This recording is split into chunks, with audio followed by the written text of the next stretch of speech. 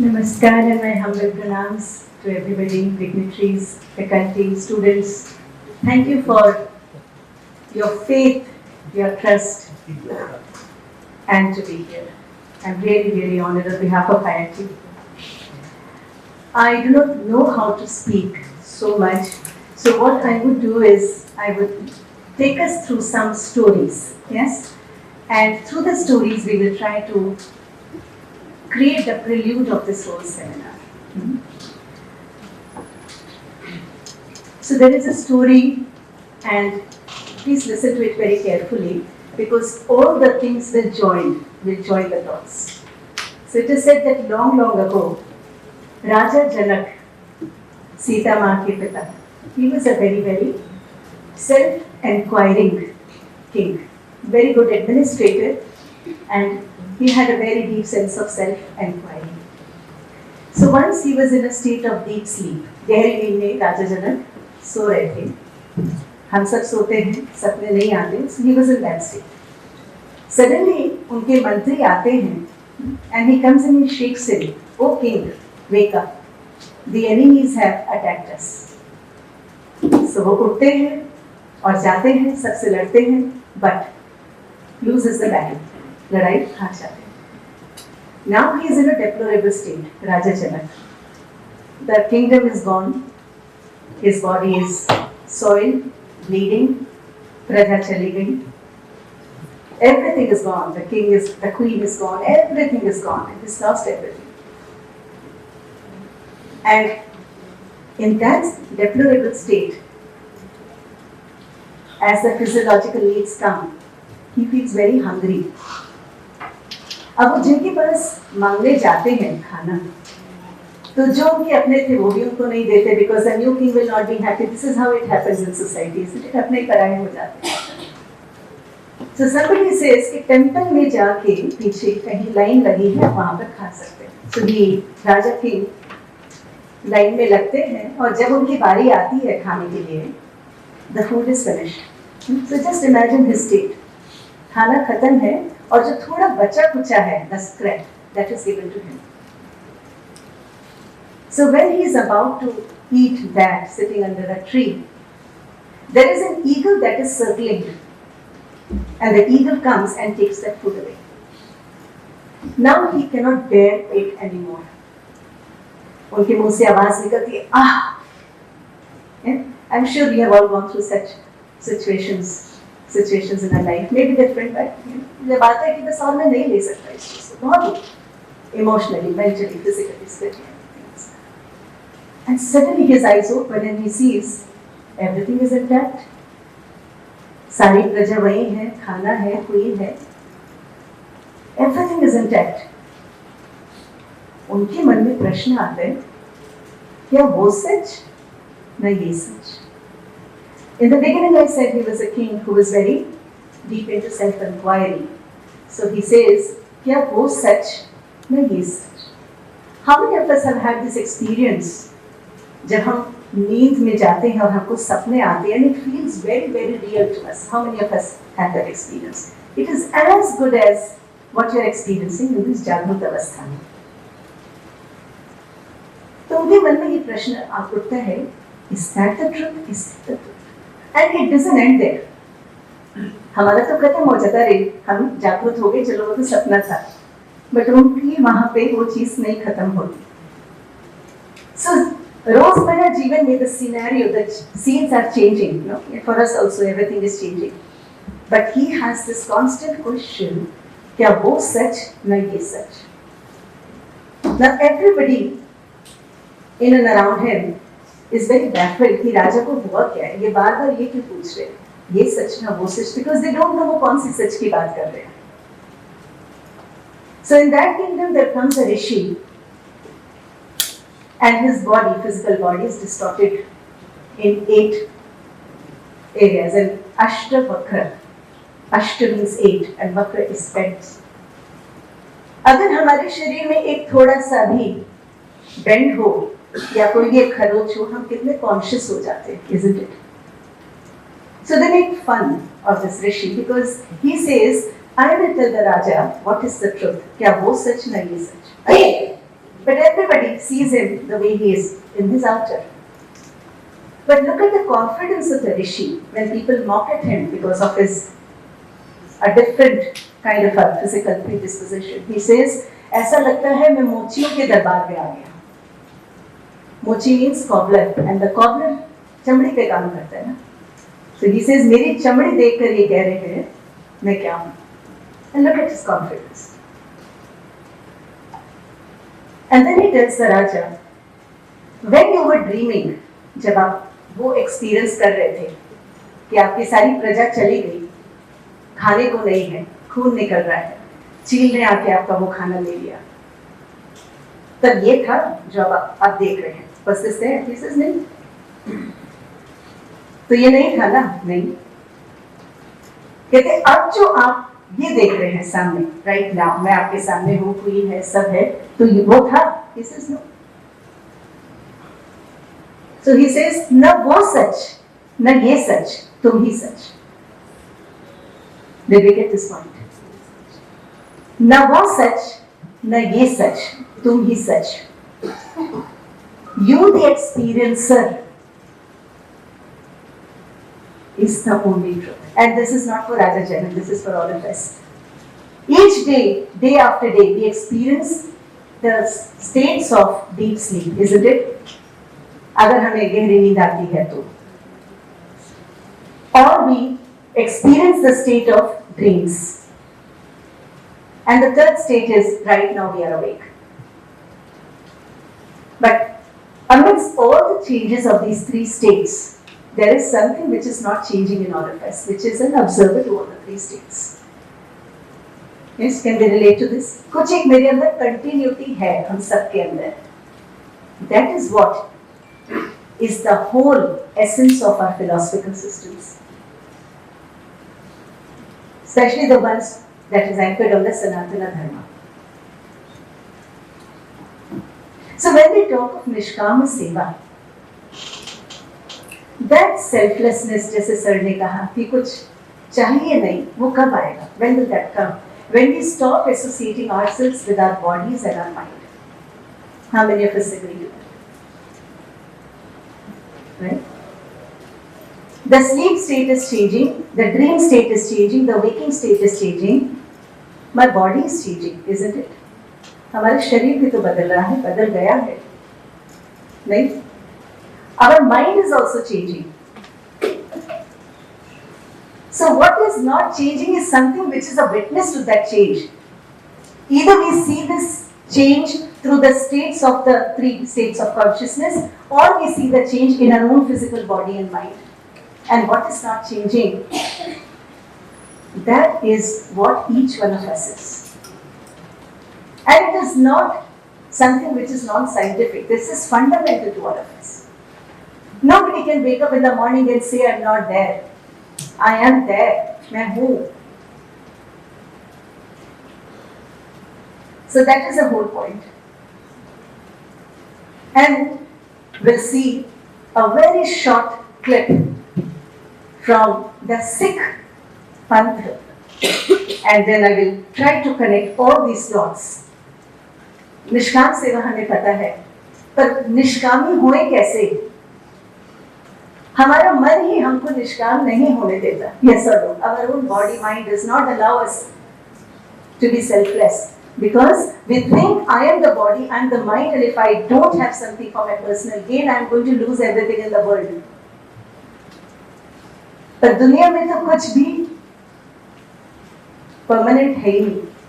So when we connect to that permanent I, that is when we have that fearlessness and the niṣkāma bhāv. So let us see this very short video. I am sure it will help us to understand. He learned something amazing. He was very blessed to meet with a big cockroach, and he became a saint. Oh, Guruji, I bow at your lotus feet. I will always keep your teachings in my heart. He opened up a spiritual center where he fed and served anyone who came, no matter what group they belonged to. Bhai Kanhaiya was very serviceful. Later, when Guru Gobind Singh Ji was Guru, Bhai Kanhaiya went to visit him in Anandpur said. When Bhai Kanhaiya was in Anandpur Sahib, people who hated the Guru attacked Anandpur Sahib.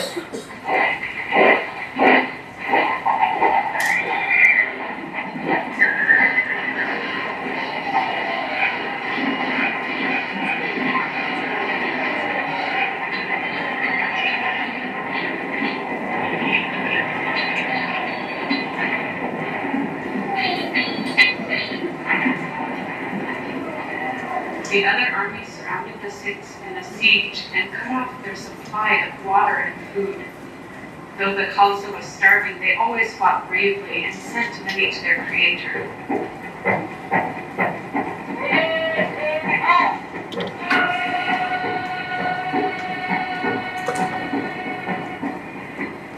Some Sikhs started to notice something funny. Bhai Kanhaiya was often seen carrying a mushak, a leather container for water, in the battlefield with all the wounded soldiers there. Please, sir, give me some water. Praise God, I'm at your service.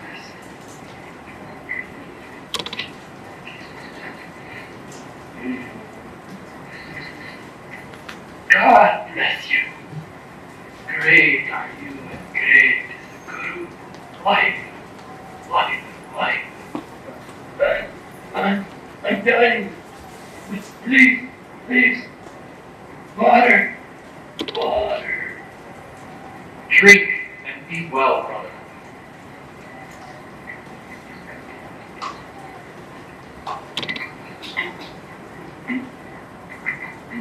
Water.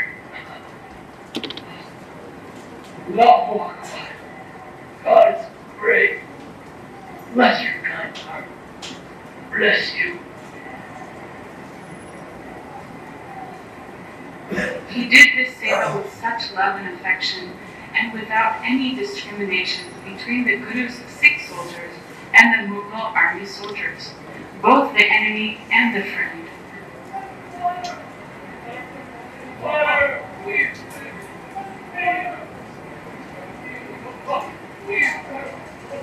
Some Sikhs saw him doing this.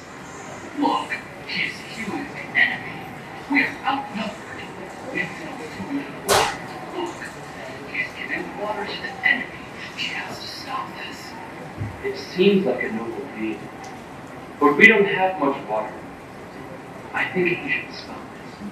They went to Guru Gobind Singh Ji. Guruji, this man, Kanhaiya, he's giving our precious water away to the enemy. Guru Pitta, then they are being healed, and then fighting us again. I don't agree with this. What can we do? The Guru said, Great, my God. Immediately, my king. Oh! Yeah!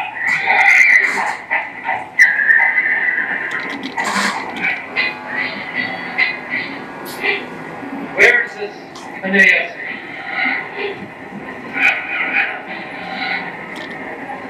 Oh, there. I see him.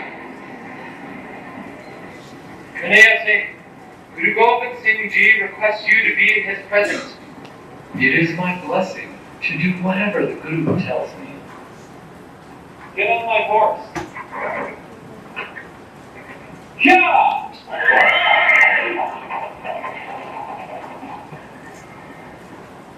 Maharaj Ji, I brought Kanhaiya Singh.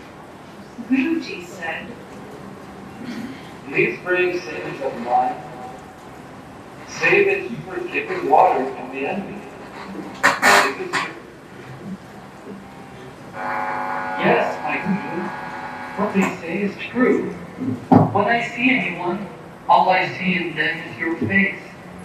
I see God in all humankind. How can I not serve them? I only serve you, my Guru. Bless me with understanding, Guruji.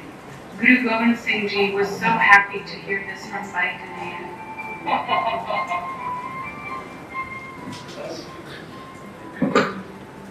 So, did we get it?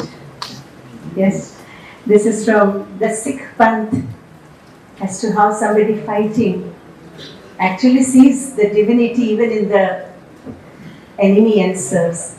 That is the epitome of sevā, niṣkāma sevā. This is a true anecdote. Lastly, as I would like to conclude, is all of us as human beings want to be centered, happy, wise, peaceful? Yes or no? Is there anybody who doesn't want to be this? All of us want to be this. And the mathematics, whatever I have understood in the last couple of years, being with a spiritual master and my own contemplation, is that unless we start dissociating ourselves with what is not permanent, this selflessness cannot happen. Because the minute we attach ourselves with the body, mind, families, and whatever, that is all going to change. That will bring fear, that will bring attachment, that will bring misery. But the minute I connect to that eternal which is not changing, there is fearlessness, there is joy, there is peace. Because your identification is not with your body and mind, you identify with na wo sach, na ye sach, main hi sach.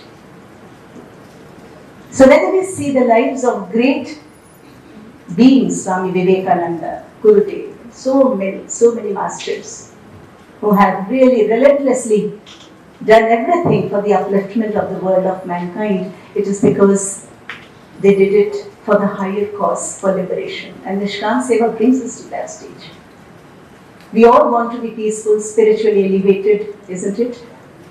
And that is how the way is to have that viveka, what is nitya, what is anitya, what will change, what will not change, who am I? And it happens through, not by intellectualization, cannot happen. That is why in the Yoga Sutras it is mentioned, Athaha Yoga Anushasanam, it is a self-discipline, a relentless self-discipline to cultivate the mind. Tada drishtuhu swarupe avasthanam, then when the mind is clear of the vrittis, I start to establish myself in that sphere. And then all the Ashtanga Yoga is all about cleansing the mind and allowing the light within to shine forth. That is it's a relentless task. So as I conclude the context building, the whole idea was, having observed different sampradayas on this land. I have been very fortunate to grow up with the Ramakrishna mission. I took my first initiation when I was 16. And lot of sadhu sangat coming to my home from all sampradayas. And then being with Gurudev Shri Shri Ravi Shankarji in the ashram for 18 years. One thing that I have been observing all this while is that anyone who connects with any sampradaya, doesn't matter, the vidhis are different, the paths are different, it doesn't matter. All of us cannot like the same vegetable or the same fruits. But the idea is to have good health. So 2 or 3 things which is very common is that anybody who connects with any sampradaya, one thing is that they come for their self-growth, whether it is at the level of the physical or the mind, peace mind, and some few to have a glimpse of that is there, the such self-realization. So when the journey starts from the physical to the mind and to the realization, there is a common trajectory amongst all of us, I have seen most of them, is that they enter into niṣkāma sevā. How many of us agree to that? You become so much more for doing for others. So from micro spiritual enculturation, the trajectory is macro altruism. कुछ सोचते ही नहीं है ना अपने शरीर और अपने बारे में या अब मेरा क्या होगा, पर जहाँ हाथ लगाते हैं सब कुछ होना शुरू हो जाता है, because the मैं is not there. So thank you, sir, for giving me a chance to be in IIT and having observed all this phenomenon. It was in my mind since last year that we now have to create Indic models, Indic theories, whether it is in the arena of social work, whether it is in the area of psychological sciences and consciousness studies. The West cannot give us answers about consciousness. I'm sorry to say that. It needs to be complemented by those who are advanced meditators, and their revelations will give us some hint as to what that Turiya Avastha is. Na Jagrut, that is neither awake nor sleeping nor dreaming. We experience these three states, but we have the potentiality to experience the fourth state, but we don't. And that is who we are. And those who realize that this world is very temporary, they know that the purpose of being in this world is not to get caught up in this world, but to be liberated. But to many few have this path from their prarabdha, and some acquire it through the discipline. So the minute the mind becomes clear and one starts to situate in that I, that Sat,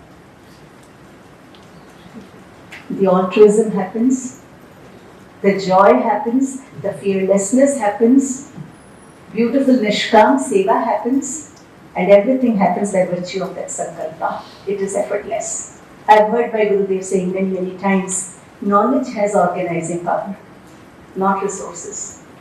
If you have knowledge, knowledge doesn't mean intellectual knowledge. Ho jayega. And you know what has to be done every single moment. Taking everybody along. Things will start to happen. So the whole idea was to bring all these observations, scientific observations of these sampradayas, understand how they get into niṣkāma sevā and create certain theories, and also theories on the mental states, that is cognition and consciousness. So 3 proposals were given to Government of India last year, and all the 3 got sanctioned. So this seminar is a prelude to the whole endeavor of creating new theories on consciousness, cognition and niṣkāma sevā. It will happen in the next 2 or 3 years. And I thought that before we start going to different ashramas and taking the data of very advanced meditators, this seminar will give us all the ideas and the pathways how to really deepen this endeavor. Last 2 weeks I was in Delhi and I could spend a lot of time with Sister Shivani and very advanced monks from Ramakrishna Mission, ISKCON, and I will be doing that in the next 2 years and try to bring some beautiful Indic theories, this knowledge into mainstream academia, and let our students, let all of us relish in this. That is the whole prelude of this conference. I'm extremely thankful to each one of us for being here, for your trust, and we look forward to listening to you. Thank you so much. Namaste.